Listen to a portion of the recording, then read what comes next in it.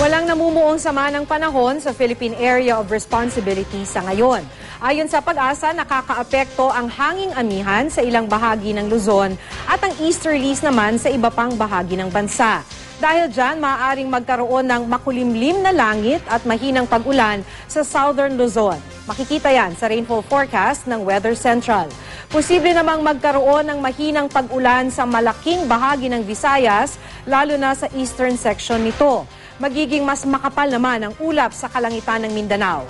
Posibleng magkaroon ng mahina hanggang sa katamtamang lakas ng ulan dyan. Itinaas naman ng Pag-asa ang gale warning sa northern at eastern seaboards ng Luzon dahil pa rin sa hanging amihan.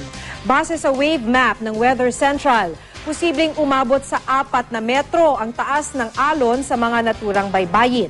Para sa iba pang detalye, bisitahin ang GMA Weather webpage o Facebook page.